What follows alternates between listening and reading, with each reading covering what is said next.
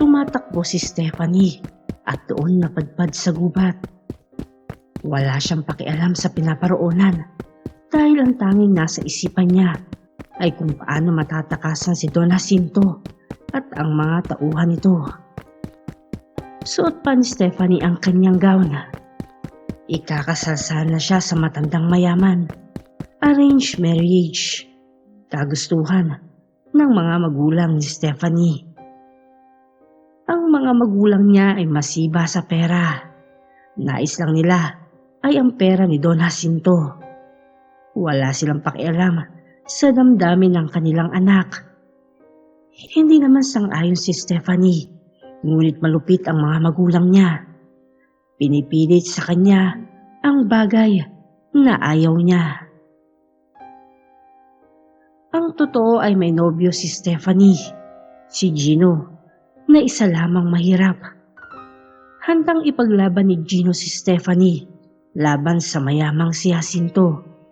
Ngunit kusang ipinatigil na ni Stephanie. Aniya, hindi raw kaya ni Gino si Jacinto. Mapapahamak ng di umano ang binata.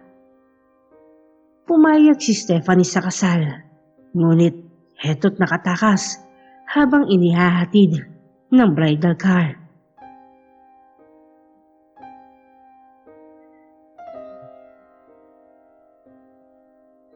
Nabuhayan ng pag-asa si Stephanie sa nabungaran. May isang bahay doon. Tanaw niya ang matandang kumakaway sa kanya. Tulungan mo ko. Hinahabol nila ako. Hinihingal na sabi ni Stephanie sa matanda. Inalalayan siya ng matanda patungo sa loob. Pinainom ng tubig, saka pinaupo. Hindi ba't dapat akong magtago? Baka dumating sila at makita pa ako. Ani ng dalaga. Akong bahala sa kanila. Matapang na sabi ng matanda. Nagpakilala ito sa pangalang Madam Lola. Tinanong niya ng ilang katanungan si Stephanie. Nagkwento naman ang dalaga tungkol sa kalagayan niya. Naging panatag ang loob ni Stephanie sa matanda. Nang bigla ay may kumatok na sa pintuan. Bahagya pang natakot ang dalaga, ngunit sinitsitan siya ng matanda upang kumalma. Dahil hindi nabuksan agad ang kumakatok, ay tinadyakan nila iyon. Nasaan si Stephanie? Sigaw ni Don Jacinto habang may hawak na kalibre at nasa likuran nito ang mga tauhan. Pawang mga armado, ang mga kalalakihang malalaki ang mga pangangatawan. Wala dito ang hinahanap ninyo. Galit ang tinig ng matanda. Kumulo ang dugo ng Don at itinutok ang baril sa matanda. Ngunit pagkalabit ng gatilyo ay biglang nakaiwas ito sa pamamagitan ng simpleng paggalaw ng kanyang ulo. Nagtaka ang matandang Don at mga tauhan sa bilis ng pagkilos ng matandang babae. Hinawakan ito ang baril at inagaw habang ang kabilang kamay ay ipinangkakalmot sa Don. Nagsisigaw ang lalaki habang puno na ng sugat ang kanyang mukha. Ang mga tauhan ay nagsipagpaputok na ng baril. Ngunit nagulat sila dahil kay bilis na nakatakbo ng matanda patungo sa likuran nila. Gamit ang mahaba at malalaking karayom ay pinagtutusok ni Madam Lola ang kamay at palad ng mga iyon sanhi upang mabitawan nila ang mga baril na nagsipaglaglagan na nga sa sahig. Napapahiyaw ang mga iyon dahil sa labis na sakit. Hindi pa nakontento ang matanda.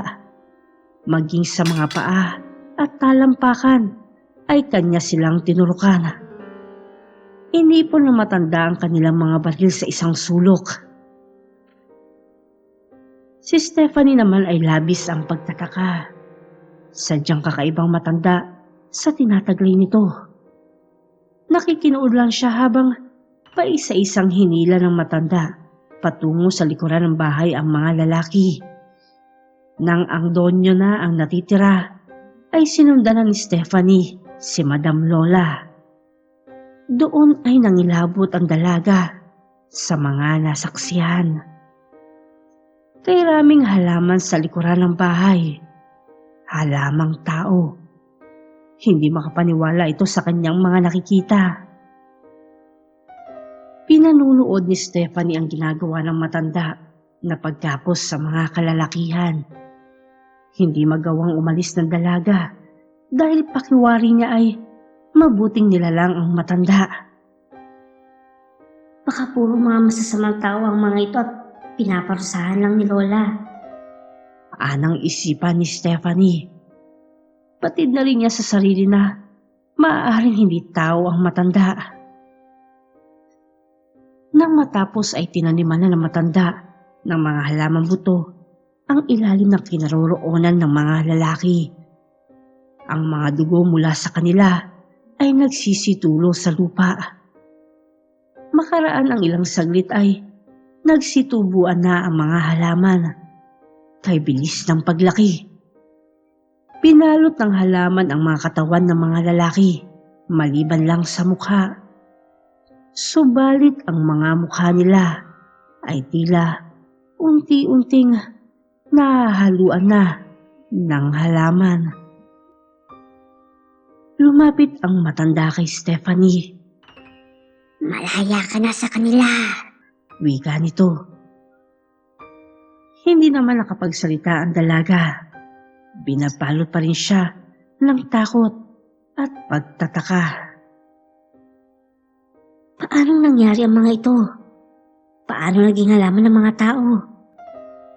Bulala sa sarili ni Stephanie habang nakamasid pa rin sa mga taong naging halaman. Tila hirap na hirap si Don Jacinto, 10 ng mga kasama nito.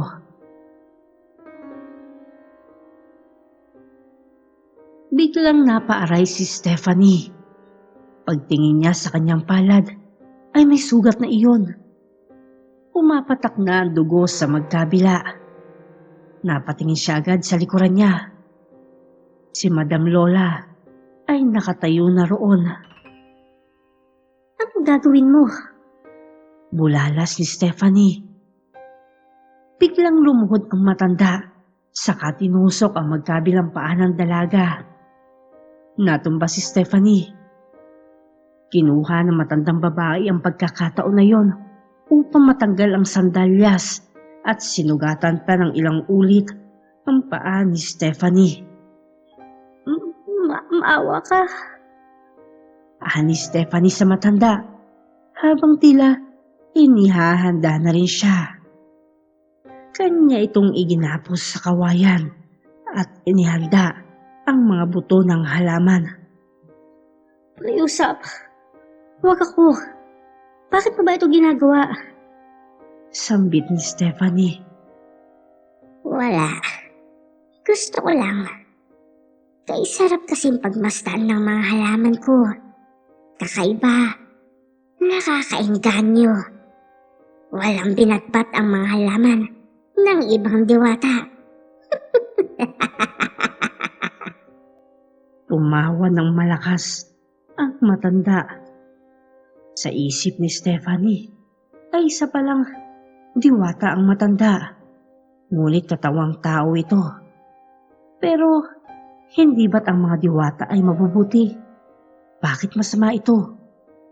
Ito ang sunod-sunod na katanungan sa sarili ng dalaga. Napasigaw na si Stephanie nang maramdaman ang tumutubong halaman na pumupulupot sa kanya. Sinukuban ang kanyang katawan hanggang sa mukha na lang niya ang natira. Mainit sa pakiramdam habang tila nadudurog ang mga laman ni Stephanie. Nararamdaman rin niya sa loob ng katawan na parang humahalo ang mga halaman sa kanya. Napaiyak na siya habang napapadasal. Tila katapusan na niya. Nagmamakaawa pa sila, ngunit nadidinig na lang nila ang malakas na halakhak ng matanda.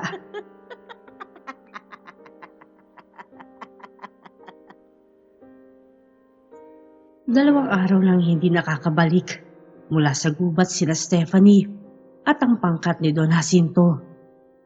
Labis na nag-aalala ang mga magulang ng dalaga.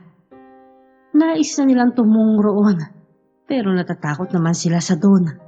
Baka sila pa ay pagpapatayin. Dumating si Gino sa labas ng kanilang gate. Nag-iiskandalo. Hinahanap si Stephanie. Alam kong nawawala si Stephanie. May nakapagsabi sa akin. Kung maaari ay sabihin niyo sa akin at hahanapin ko. Galit na tura ni Gino. Sa galit naman ng ama ni Stephanie, ay kanyang nilabas ang binata saka sinuntok. Tumigil ka. Isa kang basura at wala kang karapatang hanapin siya. Umalis si Gino na masama ang loob. Doon naman nakapag-isip ang mag-asawa. Hanapin na natin si Stephanie. Ani Belen, ang ina ng dalaga. Tumango naman ang ama niya na si Rocco. Dali-dali sila naganda. Isinama nila ang 3 tauhan. Tinahak nila ang daan patungo sa gubat. Wala silang kaalam-alam na nakasunod si Gino. Patago-tago lamang ito upang hindi nila makita. Maya-maya ay narating nila ang isang bahay. May nakaupong matanda sa harapan niyon. Lumapit naman ang 5 sa matanda. Magandang gabi, Lola. May itatanong sana kami sa inyo. Paumpisa ni Rocco. Tumango naman ang matanda sa kanila. May nakita po ba kayong ilang armadong kalalakihan saka isang babaeng nakasuot pang kasal? Tanong naman ni Belen.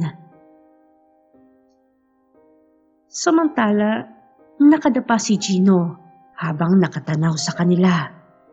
Sandaling pinagmasdan ng binata ang kapaligiran.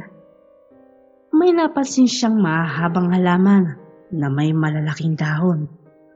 Tila kakaiba yun at ngayon lang niya nakita. Sa katititig ay biglang tumama ang paningin niya sa isang bahagi. Sa katawan ng halaman. May mukha ng tao iyon.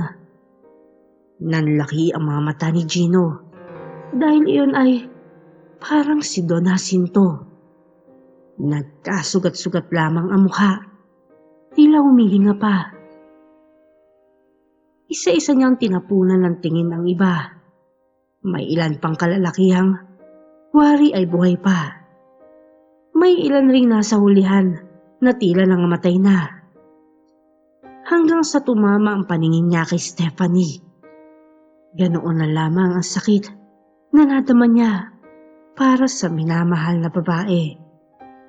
Naluluha siyang pinagmamasdan iyon. Ang inyong hinahanap ay nasa aking bakuran. Sinamahan ng matanda ang 5 sa likuran ng bahay. Ganoon na lamang ang kilabot na gumapang sa kanilang katawan. Hindi sila makapaniwala sa mga nakikita. Ang mag-asawa ay bumuhos ang luha para kay Stephanie. Biglang napadaing ang 5. Pagkatingin sa sariling mga kamay at paa, ay pawang may mga sugat na iyon. Isa-isa silang nangatumba. Isa-isa ring iginapos ng matanda at tinaniman ng pananim. Matapos iyon, ay pumasok na sa loob ang matanda. Humiga sa sofa na katabi ng upuan at wari ay natulog na. Pagkakataon naman ni Gino upang puntahan sila. Doon na siya dumiretso kay Stephanie. Nagsasalita ng paunti-unti ang mga bagong biktima upang iligtas sila. Ngunit sinenyasan ni Gino na huwag mag-ingay. Ang mga dating biktima na hindi pa patay ay hirap nang bumigkas tulad na lamang ni Stephanie. Mahinang mahina na sila.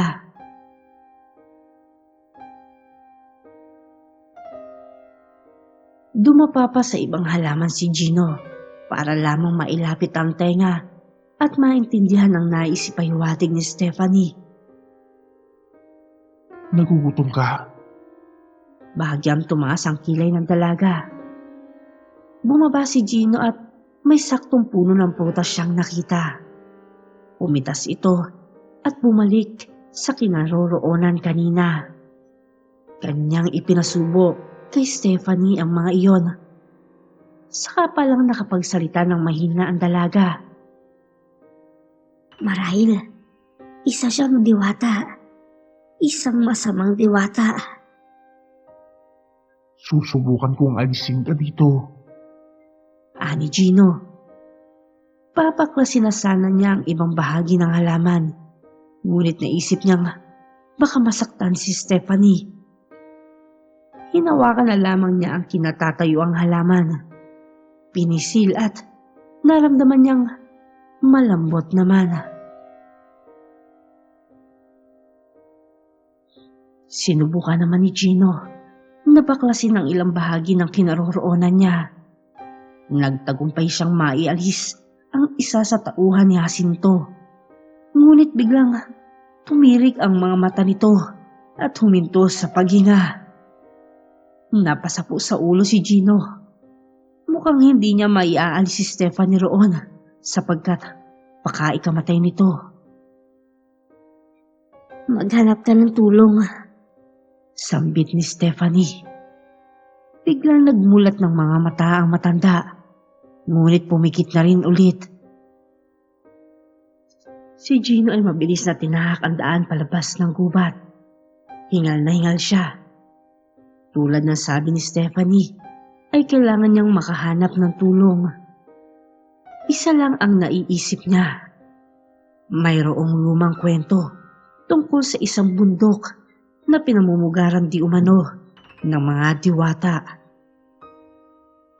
Buong magdamag siyang naglakbay papunta roon at hindi kalaunan ay narating din niya. Do'y kanyang inihingi ang kanilang tulong. Iniyakan, ngunit walang lumitaw. Laylay ang balikat niya habang bumabalik sa kinaroroonan ni Stephanie. Wala siyang maisip na dapat puntahan. Maiksi lang din ang kanyang oras dahil anumang sandali ay maaring mamatay si Stephanie kapag bumigay iyon sa hirap na di naranas. Pagkadating doon ni Gino ay laking pagtataka niya. Wala na ang mga halaman. Ang mga taong biktima ay pawang nakahandusay ang kanilang bangkay. Mabaho at nangangamoy na rin ang mga iyon. Nagtaka si Gino. Kinabahan. Wala roon ang bangkay ni Stephanie kasama ng 5 bago.